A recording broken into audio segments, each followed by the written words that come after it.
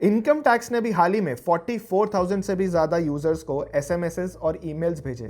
किस लिए? क्योंकि उन्होंने पिछले साल जो अपनी रिटर्न भरी उसमें उन्होंने अपनी ट्रांजैक्शंस डिक्लेयर नहीं करी। स्केड्यूल वीडियो यानी स्केड्यूल वर्चुअल डिजिटल एसेट एक स्केड्यूल होता है इनकम टैक्स रिटर्न भरते समय जो आपको भरना ज़रूरी होता है अगर आपने किसी भी प्रकार की छोटी से छोटी अमाउंट की भी क्रिप्टो ट्रांजैक्शन साल के दौरान करी हो।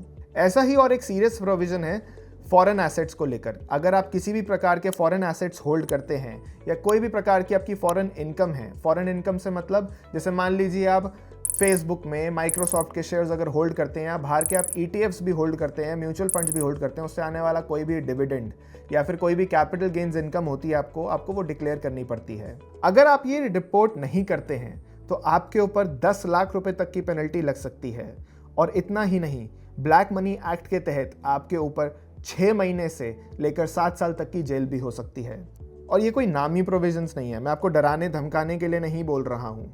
सच में ऐसा हुआ है पास्ट में कि अथॉरिटीज़ ने कुछ चुनिंदा डॉलर्स या यूरोस का भी अगर बैलेंस होता है ना आपके अकाउंट में ड्यूरिंग द ईयर, तब भी आपको बुलाया है, समन किया है कि आपने ऐसा क्यों रिपोर्ट नहीं किया और ब्लैक मनी एक्ट के तहत आपके ऊपर कार्रवाई हो सकती है। तो ये दो बहुत ज़्यादा क्रिटिकल प्रोविजंस है इनकम टैक्स एक्ट के जो आपको जानने ज़रूरी हैं। इनकी रिपोर्टिंग करना इस income tax return filing season में बहुत ज़रूरी है। तो हम इनकम टैक्स के पोर्टल पर जाकर आपको दिखाएंगे कि आपको स्केड्यूल वीडियो किस तरीके से भरना है और उसके बाद स्केड्यूल एफए यानी फॉरेन एसेट और एफएसआई फॉरेन सोर्स इनकम किस तरीके से आपको भरना है। तो चलिए आइए शुरू करते हैं।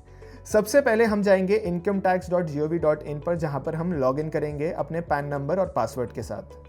अब यहाँ पे लॉगिन करने के बाद क्योंकि हम अभी करंट ईयर असेसमेंट ईयर की बात कर रहे हैं तो हमें ऑनलाइन यहाँ पे रिटर्न भरनी है, तो हम कंटिन्यू करेंगे। आप स्टार्ट न्यू फाइलिंग में जाकर इंडिविजुअल का टैब सिलेक्ट करेंगे। अब इसके बाद ITR 2 आपके केस में तब एप्लीकेबल है जब आपकी कोई बिजनेस इनकम नहीं है, आप सैलरी से ही पैसा कमाते हैं जनरली, ठीक है। अब यहाँ पे हम लेट्स गेट स्टार्टेड पे दबाते हैं। यहाँ पे अज्यूम कर रहा हूँ बेसिक एग्जाम्पशन लिमिट से ऊपर आपकी इनकम है, तो यहाँ पे आपको पार्ट ए भरना होता है। अब यहाँ पे आप कहीं पे भी देखेंगे तो आपको स्केड्यूल वीडियो सर्च करेंगे नहीं मिलेगा, तो अब ये आपको मिलेगा कहाँ पे, ऐड मोर स्केड्यूल्स में जाके आप इनकम सर्च करेंगे, तब जाके आपको एक स्केड्यूल वीडियो से मिलेगा। अब यहाँ पे स्केड्यूल वीडियो जब आपके पास ऐड हो जाता है तो यहाँ पे जाके आप अपना ट्रांजैक्शन हिस्ट्री भरते हैं। तो अब क्या होता है कि आपकी बहुत सारी ट्रांजैक्शंस हो सकता है 100, 200 कितनी भी ट्रांजैक्शंस हो सकती हैं। तो मैं आपको पाथ दिखा देता हूं। जैसे मेरा अकाउंट कॉइन स्विच कुबेर में है, तो वहां पे आप अपनी प्रोफाइल सेक्शन में जाके किस तरीके से इनकम टैक्स रिपोर्ट डाउनलोड कर सकते हैं ये आपको मिल जाएगा। ये याद रखिएगा कि मान लीजिए अगर आपकी 1-2 ट्रांजैक्शंस ही है तो मैं एक डमी तौर के तरीके पे आपको दिखा देता हूँ कि आपको कैसे डेट ऑफ एक्विजिशन भरनी होती है, क्या क्या इसमें डिटेल्स भरनी होती हैं, वो आपको दिखा देता हूँ। सो मान लेते हैं कि अगर पिछले साल की बात हो रही है तो आपने जून के महीने में 4 जून को से फॉर एग्जांपल खरीदा और आपने हो सकता है यहाँ पे, अब यहाँ पर आप देखेंगे तो आपको सिर्फ कॉस्ट ऑफ एक्विजिशन लेने को अलाउड है। किसी भी प्रकार का कोई भी चार्ज हो, जैसे इंटरेस्ट ऑन लोन लिया है, अगर आपने ये आप ट्रांजैक्शंस कर रहे हैं, आपने कोई कोर्स लिया है इसको खरीदते हुए, तो जो आमतौर पर बिजनेस एक्सपेंस में मिल जाता है, या कुछ एक एग्जांपल जैसे इंटरेस्ट ऑन लोन कुछ केसेस में कैपिटल गेन्स पे भी मिल जाता है, वो यहाँ पे नहीं मिलेगा आपको। तो जैसे कॉस्ट ऑफ एक्विजिशन हो गया, इधर मान लेते हैं आपने कोई ट्रांजैक्शन करी, उसमें आपने 10,000 रुपये में कोई क्रिप्टो करेंसी थी वो खरीदी, वो अप्रिशिएट होकर मान लेते हैं 15,000 रुपये हो गई, तो आपका 5,000 रुपये पे टैक्स बनेगा, ठीक है। अब मान लेते हैं कि आपको नुकसान हुआ है ट्रांजैक्शन पे, हो सकता है आपने वो 2022 में खरीदी हो, लेट्स से फॉर एग्जांपल मार्च में खरीदी है, ट्रांसफ़र आप उसको पिछले साल में करते हैं, तो आपने मान लीजिए 2025 में ही फेब के महीने में 10 फेब को बेची। अब मान लेते हैं आपने वो 1 लाख रुपए की ली थी, ठीक है, लेकिन आपको आज उस पर नुकसान हो गया, आपको वो क्रिप्टो करेंसी सिर्फ 30,000 रुपये की बेचने को मिली, तो आपका 70,000 रुपये का नुकसान हो गया। लेकिन आप देख रहे हैं यहाँ पे जीरो आ रहा है, -70,000 नहीं आ रहा। इसका क्या मतलब है कि आपने कुछ नुकसान किया, उसको इनकम टैक्स से कोई मतलब नहीं, आपको कोई सेट ऑफ करने को नहीं मिलेगा, which is unlike the case of capital gains और बिजनेस इनकम जहाँ पे आपको सेट ऑफ जनरली करने को मिल जाता है। तो आपने भले ही 70,000 रुपये का नुकसान किया हो इस ट्रांजैक्शन पे, फिर भी आपको जो ऊपर वाली ट्रांजैक्शन है 5,000 की, उस पर पूरा 30% का टैक्स देना पड़ेगा। तो यहाँ पे आपकी स्केड्यूल वीडियो में इनकम आ गई, भले ही आपने 2 ट्रांजैक्शंस करी हो। और मैं जानता हूँ ऐसे बहुत सारी ट्रांजैक्शंस होती हैं, तो जब आप इनकम टैक्स किसी यूटिलिटी के थ्रू भरते हैं या कोई ऑनलाइन पोर्टल के थ्रू भरते हैं तो आपको ऐसे मैनुअली ऐड नहीं करनी पड़ती, आप वो सीधा सीधा अपलोड कर सकते हैं इन मोस्ट केसेस, और आपका जितनी भी ट्रांजैक्शन हिस्ट्री है वो ऑटोमेटिकली अपलोड हो जाती है और आपको उसके ऊपर जो भी 30% टैक्स बनता है प्रॉफिटेबल ट्रांजैक्शंस पे वो आपको देना पड़ता है। ठीक है, अब हम कंफर्म करते हैं, इधर जाते हैं। अब हम जाते हैं स्केड्यूल एफए पे। स्केड्यूल एफए कहाँ से ऐड होगा? ऐड मोर स्केड्यूल्स में, अदर्स में जाके स्केड्यूल एफए आप ऐड कर सकते हैं, जहाँ पे आप अपनी एसेट्स की इन्फॉर्मेशन ले सकते हैं। तो यहाँ पे हम प्रोवाइड योर कन्फर्मेशन में जाके, अगर मान लीजिए आपने कोई इक्विटी खरीदी हुई है तो हम यहाँ पे जाके A3 में उसको अपलोड करेंगे। अगेन जैसे आप देख रहे हैं अपलोड CSV, आपने IND मनी के थ्रू हो सकता है कि ये ट्रांजैक्शंस करी हो, फॉरेन एसेट्स खरीदे हो। जैसे मान लेते हैं कि आपने फेसबुक यानी मेटा के शेयर्स खरीदे हैं, तो अगर आपने मेटा के कोई शेयर्स खरीदे हैं और आपके पास वो आज एज ऑन डेट आप उसको अगर होल्ड करते हो, मतलब पिछले साल के 31 दिसंबर 2024 तक अगर आप उसको होल्ड करते हो तो आपको यहाँ पे डिस्क्लोज करना है। अब उसमें क्या क्या डिस्क्लोजर्स जाएंगे वो हम देख लेते हैं अभी। So name of country code, मान लीजिए अब जैसे US में लिस्टेड है मेटा प्लेटफॉर्म्स जो है कंपनी, वो US में लिस्टेड है, तो हम उसके लिए यूनाइटेड स्टेट सेलेक्ट करेंगे। ये अल्फ़ाबेटिकल ऑर्डर में है तो नीचे जाके कहीं U आएगा। जी हाँ, यहाँ पे यूनाइटेड स्टेट्स ऑफ अमेरिका आ गया। नेम ऑफ एंटिटी, अब कंपनी का नाम क्या है वो हम देख लेते हैं। फेसबुक शेयर प्राइस करके भी अगर आप लिखोगे तो यहाँ पे आपको मेटा प्लेटफॉर्म्स इनकॉर्पोरेशन, जैसे रिलायंस इंडस्ट्रीज़ लिमिटेड है इंडिया में, वैसे ही मेटा का नाम पूरा मेटा प्लेटफॉर्म्स इनकॉर्पोरेशन है। तो यहाँ पे इस तरीके से आपको लिखना है। एड्रेस ऑफ एंटिटी, अब एड्रेस मुझे क्या पता क्या होगा, अगेन मैं गूगल ही करूँगा। मेटा रजिस्टर्ड ऑफिस USA, यहाँ पे मैं देखता हूँ तो उसका पूरा 1601 विलो रोड,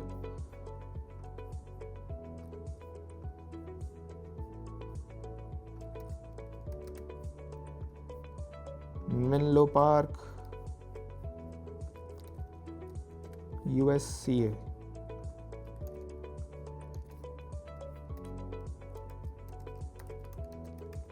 जिप कोड, तो नेचर ऑफ एंटिटी में आप कंपनी लिख सकते हैं, बट हम इसको पब्लिक लिस्टेड कंपनी भी लिख सकते हैं। डेट ऑफ एक्वायरिंग इंटरेस्ट, मान लेते हैं कि आपने 2022 में लिया था इसको किसी भी रैंडम डेट पे। इनिशियल वैल्यू ऑफ इन्वेस्टमेंट, मान लीजिए आपने 1 लाख रुपए की इन्वेस्टमेंट करी थी। Peak value of investment during the period, मान लीजिए अब ये पीरियड कौन सा होता है आपको यहाँ पे देखना है। आपको 31 दिसंबर तक आपकी क्या क्या होल्डिंग्स हैं वो आपको डिस्क्लोज करनी होती हैं। और इस साल में मान लीजिए आपने कुछ बीच में ख़रीदा और बीच में बेच दिया, वो भी आपको डिस्क्लोज करना पड़ता है। तो पीक वैल्यू अगर हमें निकालनी है 31 दिसंबर के अंदर, तो वैसे तो मैं आपको आसान शब्दों में बताऊँ तो आपका जो प्लेटफॉर्म होता है जहाँ से आपने ख़रीदा होता है वो आपको पीक वैल्यू भी बता देता है, क्योंकि उनको पता है कि इनकम टैक्स से डेटा मांगता है। बट फिर भी अगर आपको नहीं पता तो मैं एग्जांपल के तरीके में सिंप्लीफाई करके आपको बताता हूँ।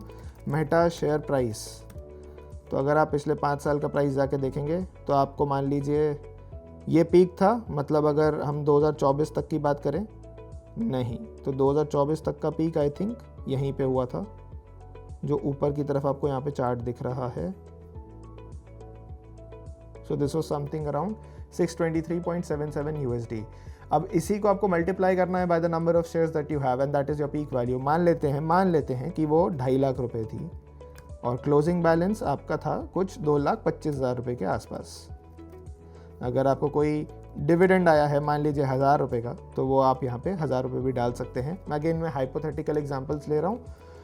और total gross proceeds from sale और रिडेम्पशन ऑफ इन्वेस्टमेंट, मान लीजिए आपका कोई बाय बैक हो गया, आपने शेयर बेच दिया। अगेन यहाँ पे आपको मेंशन करना है, इस केस में मैं मान रहा हूँ कि आपने मेटा के शेयर नहीं बेचे हैं, तो मैं यहाँ पे 0 लिख के रख रहा हूँ और सेव करके चल रहा हूँ। और अगर आपकी और भी कोई आपको इन्फॉर्मेशन ऐड करनी है तो आप यहाँ पे और ऐड अनदर करके कर सकते हैं। ये ध्यान रखिएगा कि जो आपने हमको बताया था कि 10 लाख रुपए की पेनल्टी लग सकती है, तभी लगेगी अगर आपकी फॉरेन एसेट्स जो है या बेनिफिशियल इंटरेस्ट उनमें है वो 20 लाख रुपए से ऊपर की वैल्यू का है।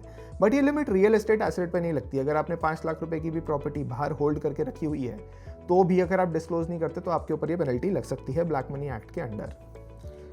Again now going back to fill the information around foreign source income, क्योंकि मैंने आपको बताया कि हमें 1,000 रुपए की मेटा प्लेटफॉर्म से डिविडेंड मिला है, तो हम उसको कैसे भरेंगे। इनकम में जाके स्केड्यूल FSI देखेंगे हम, जो हमें यहाँ पे मिल गया। अगेन अब यहाँ पे FSI, यहाँ पे आप भरेंगे add another country code, again United states of America. आपको टैक्स पेयर आइडेंटिफिकेशन नंबर जो होगा वो मिला होगा US से, अगर मिला है तो यहाँ पे आप वो डालेंगे। अदरवाइज आपको यहाँ पे अपना पासपोर्ट नंबर लिख देना है। मैं अभी के लिए अज्यूम कर देता हूँ कुछ भी, यहाँ पे डमी एंट्री डाल देता हूँ। सो सैलरी मेरी कोई है नहीं, अगर आपकी सैलरी हो तो आप वो भी यहाँ पे डाल सकते हैं। फिर उसके बाद मैं आपको सीधा सीधा एग्जांपल अदर सोर्सेज पे ले जाता हूँ, क्योंकि हमने बोला कि 1000 रुपये का डिविडेंड था, ठीक है, और ये बोल रहा है please ensure that the income reflected in FSI are also reflected under respective schedules of income.